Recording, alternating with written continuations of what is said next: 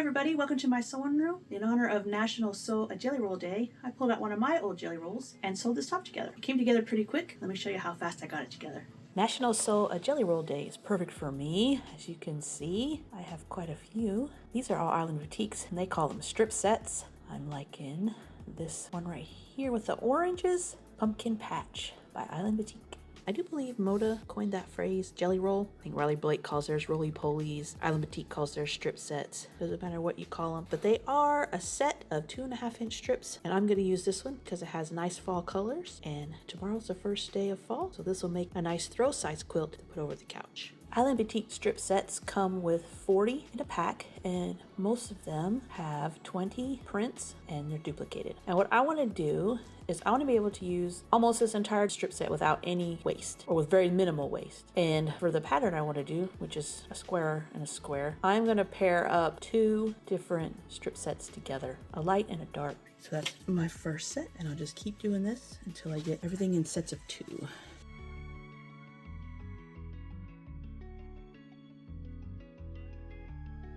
And those 2 could go together. All right, so I have my pairs. Now I need to cut them. Let's see if I can cut them folded first without having to open them all. I need 4 6.5. That's 2, 4, and then I need 6 2.5. Hello, kitty. 2. So watch out for kitty paws. 4. Perfect. This is all you have left with Island Boutique. So the reason why you put them in 2s, and now that becomes your center. So I'll have 2 of those. I want all my wood to go the same way. And then you'll have 2 of these. And these are my pairs. And I'll take those to the sewing machine. All right, let's cut up the rest. I don't want to cut through 8 pieces. Let's do it like, okay, you guys are gonna have to move. No, kitty.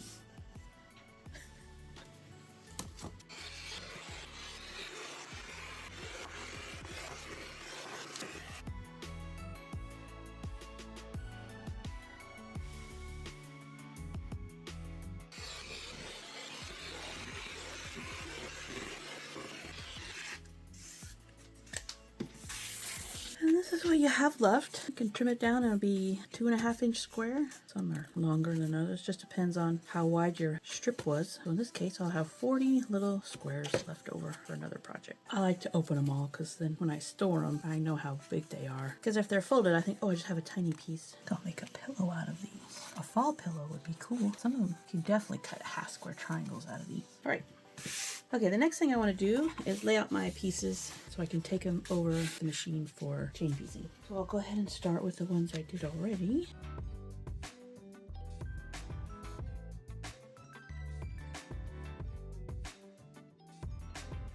One, two, three, four. 1, 2, 3, 4. Okay, so 2 strip sets is going to give me 4 blocks.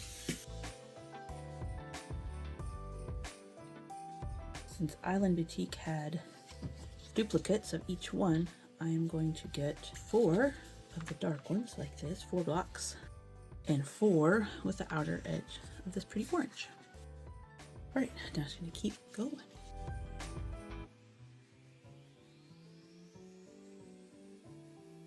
I'm flipping these because they say boutiques don't have a right or a wrong side, but sometimes, especially on these big prints, you can kind of see that there's a little difference. So I like that the front, that's the back. And the way the pre-cut is, they were folded together, so you just flip them. They had wrong sides together when they cut it for the pre-cut, so that makes it easy to know where the top and bottom is. Well, I thought I was done. I got a few more. Okay, pile's ready. I'm gonna take these 2 to the sewing machine, chain piece them. This is my setup. Got 1 pile here and 1 here, and I'm gonna run them one at a time, keep them on a nice chain. Let's keep going. I'm almost at the end of my piles. Let's finish those up.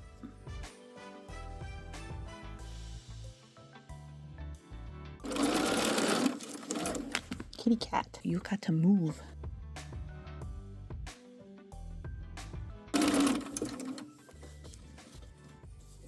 Okay, I screwed something up.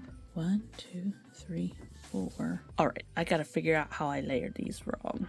Okay, I got Got it straightened out. Time to take it to the ironing board. Okay, I started at the top, and now I'm just going to keep going. I started at the bottom, down here, but then I wouldn't be able to get to these. So I went to the top, so when I open them, easy to just keep going. I don't have to move anything from the bottom row. See, now I got to flip those up. This is the bottom of my pile, so I want everything to stack on top of it. So let me trim.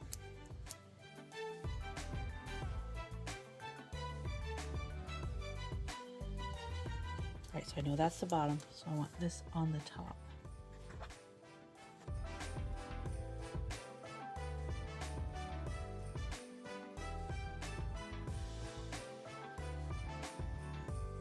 Oh, missed one. All right, so there's those. Tuck those right there, because this is now my new bottom. Okay, remember that. So I'm gonna stretch them out. Again, set the seams on all these real quick.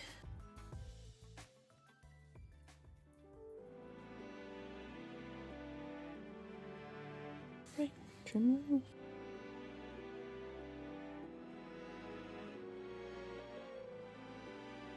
All right, so again, this is the top, so that's where I'm gonna start.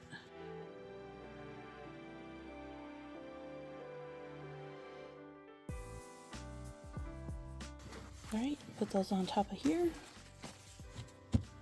There, took me 12 minutes to line everything up and iron it. Okay, so here's those. Now I'll take these 2 stacks and chain piece those. Let's see how long that takes. Quilt inspector is on duty, Mr. Bunky. It took me 21 minutes to get this extra column added on and everything pressed. Now I'm going to take them all to the sewing machine. I'm going to sew the top and the bottom before I press them again. Okay, I sewed all my tops to my middle pieces and I have an extra strip. So I'm thinking I sewed 2 together. Let me trim all these and figure out what happened.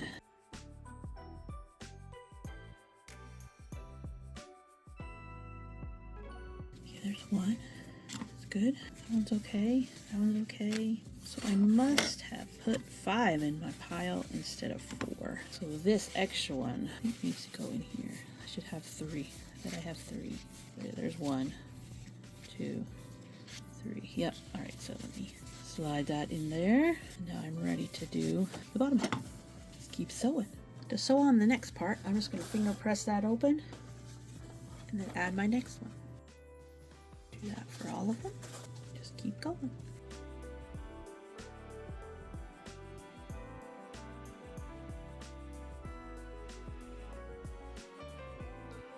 I have them all together, top and bottom. Took me 55 minutes to add the tops and the bottoms to the center.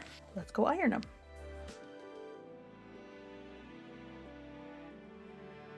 I have 80 blocks. They're all pressed. It took me about 8 minutes to press these. Let's get them on the design wall. I tried to space out the colors in different areas. Now I'm going to line them up in rows. I need 8 rows of 10.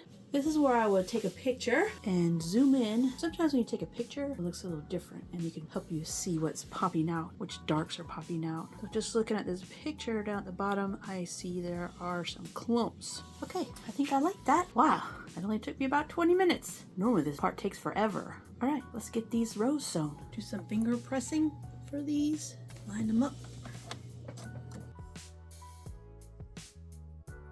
And this is gonna press the opposite way. That way when I sew my rows together, they will nest beautifully. Okay, I don't remember if I was supposed to have these 2 browns. I may have flipped this, so I'm gonna go back and look at my picture. I did have it flipped, so this is the right way. Let's keep going. All right, rows are all sewn. I did some finger pressing on some of these, but I'm going to take it to the ironing board, get a nice press. So when I start to sew the rows together, they'll be easy to butt up next to each other. It took me about 37 minutes to get all my rows sewn. Let's see how long it takes to press them. Okay, it took me about 14 minutes to get all the rows pressed and everything back on the design wall. I like it on the design wall so I don't mess up my rows. Now I'm gonna start sewing the rows together and then I'll have a top. We'll see how long this takes.